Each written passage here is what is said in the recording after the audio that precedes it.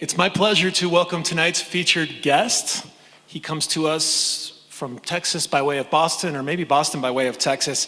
It is his first time in the Mile High City, in fact, staying here. We served him up some very cold weather, so we're going to give him a very warm welcome. Please join me in welcoming to the stage, Jose Alfaro. All right.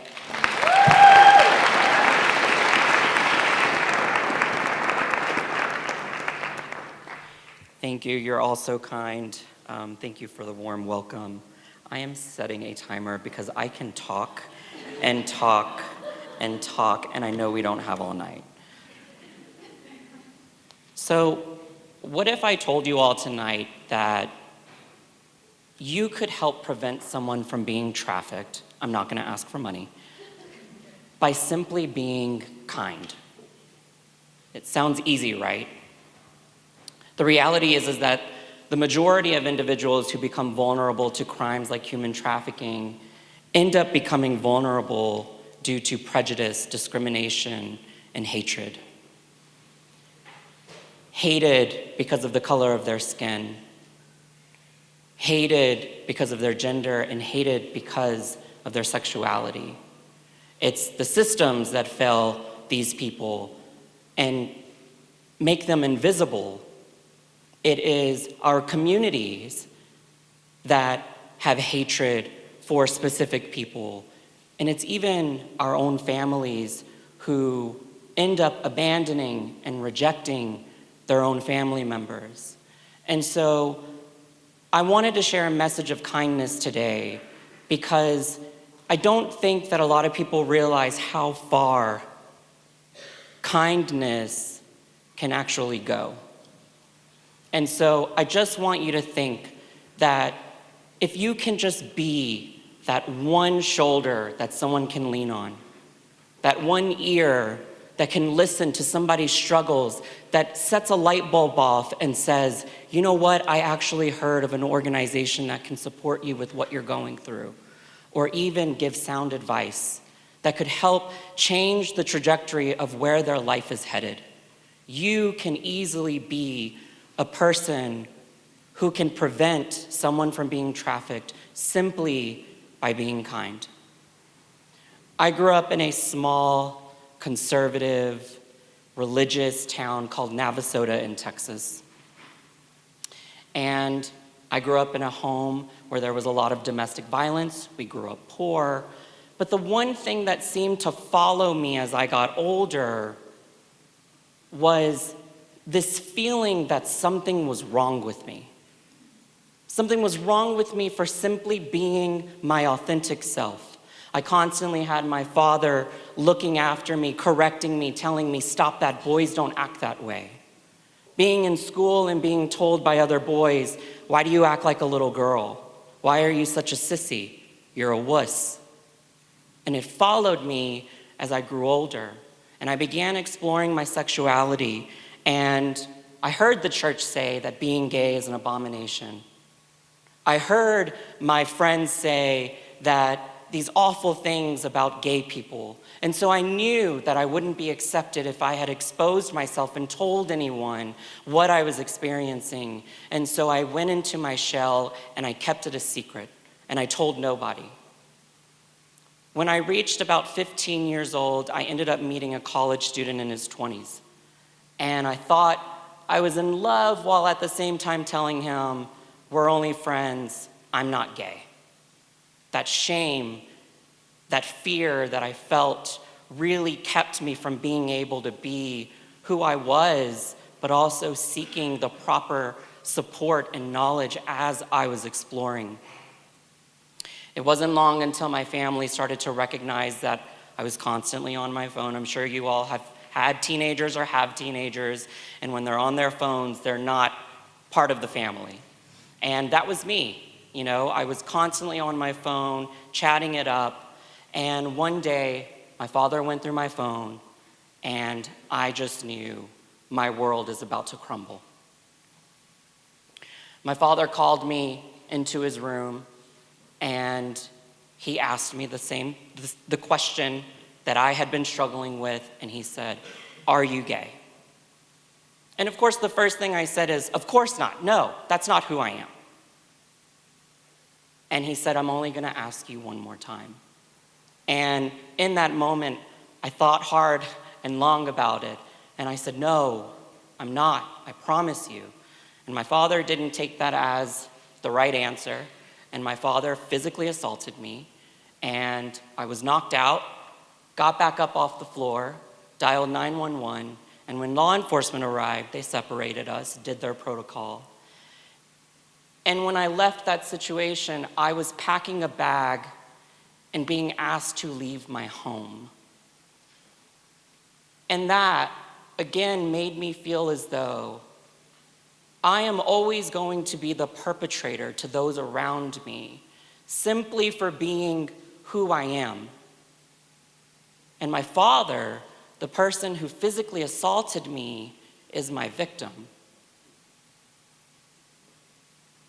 There are many moments in which this scenario happened and where I felt as though that I would never be protected and I would always be discriminated against for who I was. When I returned the next day, my father asked me, son, how are we gonna fix you? Because this isn't okay. And I thought about that question, and I didn't know how to answer, like any 16-year-old wouldn't know how to answer. And I just said, how about you move me somewhere new?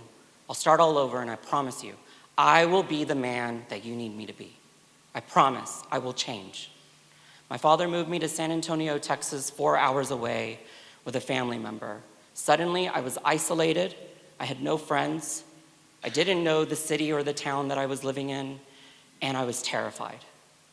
Terrified to start at a new school, much larger school than the small town that I came from. And I went online, right? This is the time when AOL, dial-up, and everything had been coming out, and so I was on Yahoo Messenger, I was on MySpace, and I think Facebook had just kind of started. And so I went online trying to form community. And I met a man in his 30s who made me feel special. The one thing that I wanted to be was accepted and feel special. And he made me feel that way. And I met up with him, and he sexually assaulted me.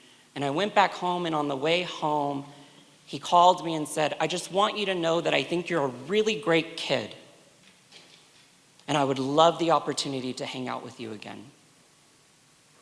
As much pain as I was in, as much fear as I had, hearing somebody say that to me and accepting me felt incredible. And so I put my feelings aside and I decided to continue to hang out with him. And I thought I was in love, like any teenager would feel, especially when they've been rejected by their own family. After some time, the semester ended and I went back home for the summer. And my father comes up to me and confronts me and he says, it worked, you've changed. And if only he knew. But I said, Dad, I'm sorry, but no, I haven't changed. And this is who I am. And you're gonna have to accept who I am because I'm your son. Because that's what I thought parents were supposed to do. And my father began to cry and he said, I will not have a gay son living under my roof. So either you're going to go to conversion therapy or I want you out of my home. 16 years old, I don't know where to go. I don't know what to do. And so I packed a bag and I went to a friend's place and I went online. My friend had told me, I don't know if you're gonna be able to stay longer than a night because she was female and I don't think that my dad's gonna approve of it, but you can stay for the night. And I said, don't worry about it. I will figure it out. I was desperate. I was very afraid. I didn't know who to turn to. I knew I couldn't go to law enforcement because of the experiences that I had already experienced. And so I started a conversation with a man named Jason RMT online. Jason was an attractive guy. He seemed very friendly, and the first thing that he asked me is, "How's your day going?" And at 16 years old, I spilled my entire life story. I was looking for answers, for support, some direction. And he started talking about how he had friends who had experienced the exact same thing that I was going through. And he had sympathy for me. And then he started telling me about this life of just a life that I had never experienced, of wealth. He told me he sold a pressure washer business at the age of 15, and he had over $1 million in profit. He told me that he owned a 9-bedroom house in Austin, Texas, and growing up poor and hearing that someone has a 9-bedroom house, oh my gosh, this is a castle. And then he told me that if I ever wanted to go to private school, that he had the means to put me in private school if education was important to me, and it was. I still contemplated, and I still sat there for hours questioning him, talking to him. And then I thought about, well, what are your options? I had none. I had no options. I didn't know where to go. I didn't know who to turn to. I just didn't know what to do. And so I said, I will go with you if you can come and pick me up at this local gas station. I know, red flag. But it's what I felt I had to do. So I got in the back seat of the car, and he drove us to Houston, Texas, where he said he was staying for a few months on business. I went to this condo in Houston, and everything seemed normal. He was nice to me. He treated me well. He took me to nice dinners. He showed me the gay community in Houston, and being from such a small town and never meeting another gay person, to see an entire community of people, it felt really cool.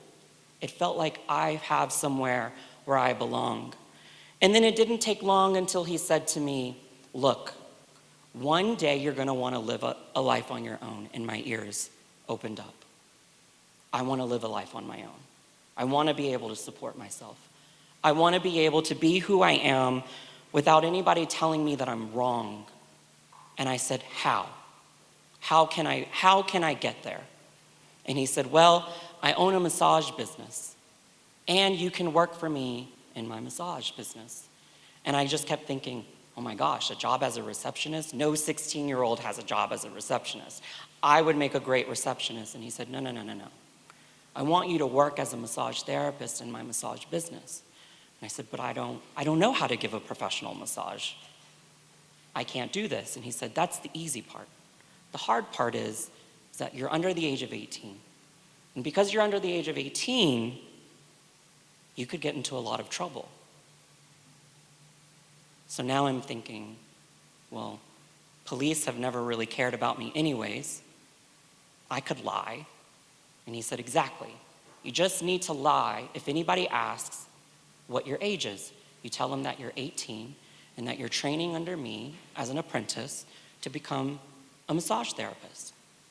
I'm like, great idea. I'll do that. That's easy. What I didn't know is that he had already set up the first massage without my knowledge. And he had taken the photo that I had had on my profile when we began chatting, and he used it to solicit clients. And so that day, after he had shared that with me, he said, we have our client. I said, okay. I entered the makeshift bedroom where there was a massage table and there was a naked man lying on the massage table. Behind me, the door shut and locked, and Jason Gandy began removing his clothing. And I just remember looking at him like, why are you doing that? We're just giving a massage. And he just looked at me, and I had remembered that he told me, everything that I do, you do as well. And he just nodded. So I removed my clothing, and I started thinking, how am I gonna get out of this?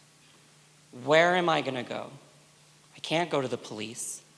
I'm in a completely different city that I've never been in. I don't even know where I am. If I leave this room, is he going to get off of this massage table and harm me with fear that I'm going to tell people what he's doing? Is Jason going to stop me? Is he going to lock me in a room?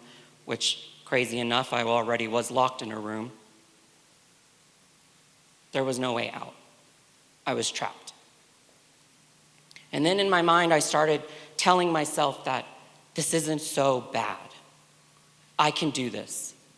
As long as this means that one day I'll be able to be free and I'll be able to live a life on my own. That was my focus. As time went on, the massages became more and more and more harsh. It got to a point to where I wasn't allowed to say what could happen to me and what couldn't. And I had to start to find a way to escape. And so I made the decision to leave. And one day we usually went to the gym twice a day, every day, as a way to keep myself fit for the clients. And I said, I have a really bad headache. I don't think I can go to the gym today. And I knew he had a burner phone in his dresser. And he said, okay. And he went to the gym. And when he left, I called my previous abuser. And I called my previous abuser because I knew that at least my previous abuser accepted me and cared about me where my parents didn't. So I move in with my previous abuser, and suddenly I'm experiencing extreme symptoms of PTSD, anxiety, depression. I'm lashing out, I'm angry, I hate everybody. I no longer want to finish school. I did, got my diploma. I no longer wanted to live anymore.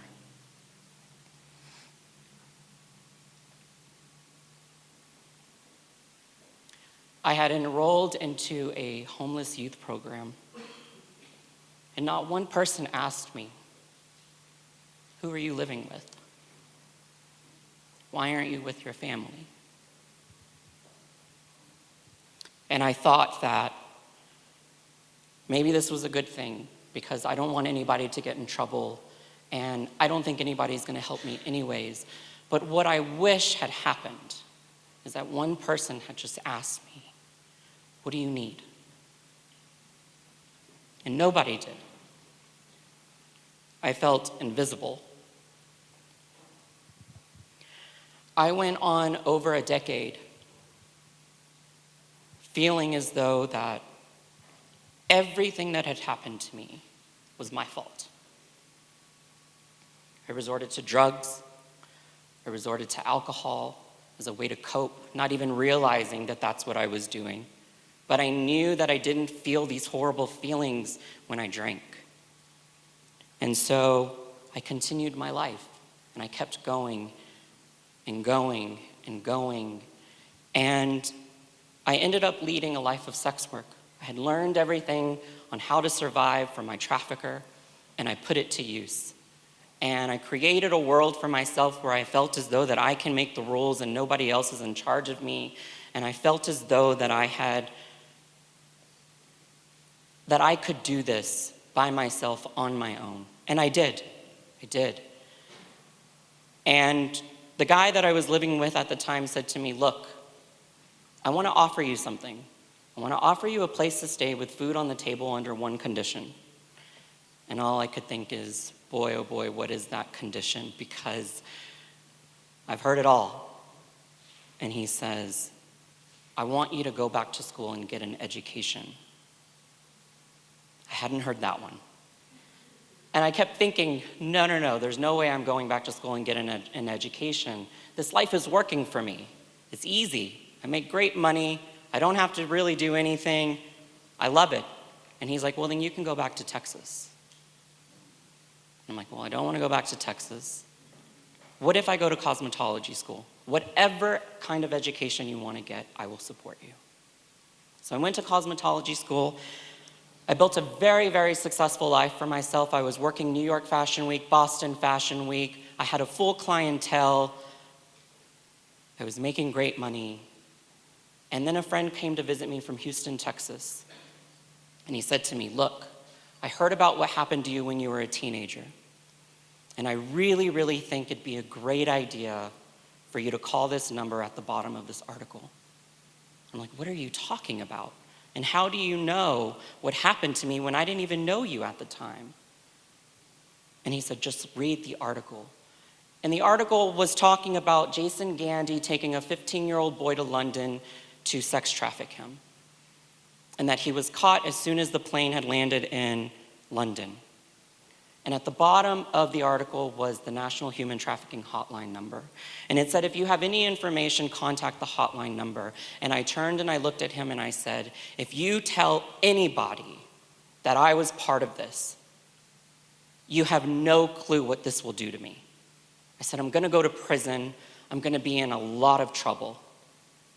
He said, I really don't think that that's what's gonna happen, but I'll leave it with you and you choose to do what you think is best. And thank God he brought me that article. 3 a.m. in the morning, I texted the hotline. I told them in a long text message everything that had happened to me, hoping that the text message wouldn't go through. It went through. And I got a response, and the response was, are you in a safe place? Are you okay? And if so, it's 3 a.m. in the morning. Can we talk in the morning? Absolutely. The next morning, I get a phone call. They end up connecting me to the Department of Homeland Security, which then connected me to the U.S. Attorney's Office in Houston, Texas. And for the first time in my life, I have put a title to what has happened to me, which was called human trafficking. And for the first time in my life, I didn't blame myself for everything that happened to me. And so now it was a time to undo all of the harm that had been done to me. In 2012 is when Jason Gandy was arrested. In 2014 is when I called the National Human Trafficking Hotline. In 2018, myself and 3 other male victims testified in the federal trial against Jason Gandy. Jason Gandy was sentenced to 30 years in prison with no chance of parole. I had a civil suit against Jason Gandy, and I had a $1.43 million judgment against him. I don't know if I'll ever see the money, but it feels damn good to know that he will owe me for the rest of his life. Just a full circle moment for you. I recently have been living with my parents for the past few months, and it has been very interesting, but a moment of growth and a moment of healing. And my mother received a phone call because a young girl who was 16 years old went missing in our hometown. And I'm listening to the phone call, and yes, I am activated. I am feeling like, why are they calling you? And what are you gonna say? And I'm listening to the conversation, and my mom mutes the phone and she goes, what do I say? And I said, first of all, I want to know, is the young girl a lesbian? Mom's like, I don't think so, but I'll ask. And the aunt says, yes, she is. And I don't like that the left is turning our children into gay people. And I sat there and I go, this is why this child has left her home. She's left her home because she's not accepted. And I said, what you need to do, Mom, is tell her exactly what you said to me recently. You said to me, if you could go back in time, you would make this home a loving home, and you would love me unconditionally. And that you wish that you could take back all of the harm that had ever happened to me. And I said, tell her that. Tell her that, because she needs to know that her child deserves love and support. And that is the only way that you're gonna create safety. It has been an incredible journey. I'm so thankful that I am in the place where I am. One thing that I will always, always remember is the simple message that kindness goes a long way, and you don't know the lives that you can save just by simply being kind. Thank you so much for having me. I'm sorry that my story is so intense. I understand that it is, but I think that this is the reality that people need to hear. And I hope that you're able to take something from what I've shared today and pass it on to others. Thank you so much for having me.